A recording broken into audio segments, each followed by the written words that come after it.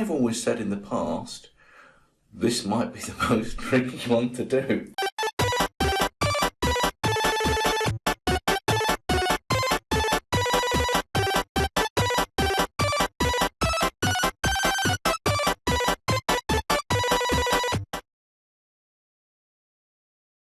Hello again, and we move onwards to a ball hitting a brick and the brick disappearing and the ball turning around.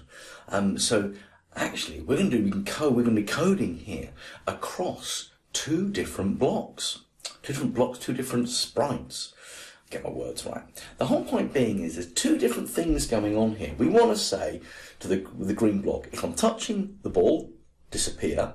And if that happens, we want to say to the ball, well, you need to point in the other direction and go back down again. So, for example, if we run the game, if the ball hits the green block should disappear, and the ball should go off in the direction it came in. It should like ricochet off the brick, which we did actually in video number, was it number 2, 3, 4? I don't remember. Number 4, I think it was.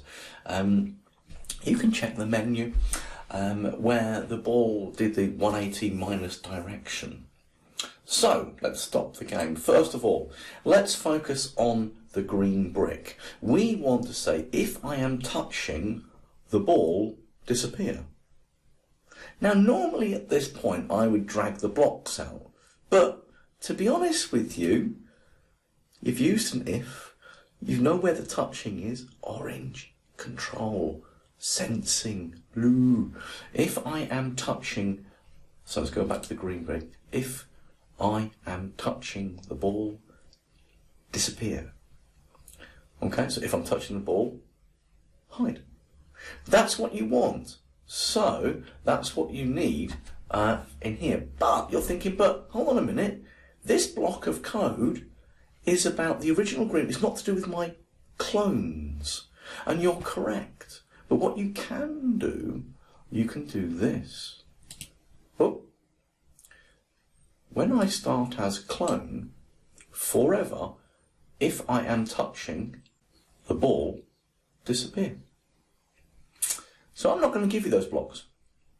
But one thing that must happen is that I'm going to give you one block that we're going to need. If the green brick is going to disappear, it also needs to then trigger the ball to go back the other way. So we need to basically say, when I start as clone, if I am touching ball, disappear, and then tell ball to turn around and go back the way it came from.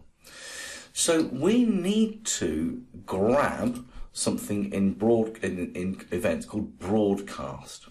And when I start as clone, I'm going to make a new message called hit. I'm going to press OK. So, here's the thing. You're going to need some blocks of code in it. When I start as clone, forever, if I am touching the ball, disappear, and then shout out, I've been hit. And when we shout out, I've been hit, we can go back to the ball and we can say, when I receive hit, point in direction 100 minus the direction that I was travelling in. Now, I've always said in the past, this might be the most tricky one to do. I don't normally teach it this way, actually. I normally kind of break this into two, but I'm gonna see if you can solve this one on your own. It's just like a different way of doing it. So just to remind you, your first command is, when I start as a clone, forever. If I am touching the ball, disappear, then shout out that I have been hit, and over here, if I receive the message I've been hit, point in direction 180 minus the direction that I was already travelling in. See if you can solve it.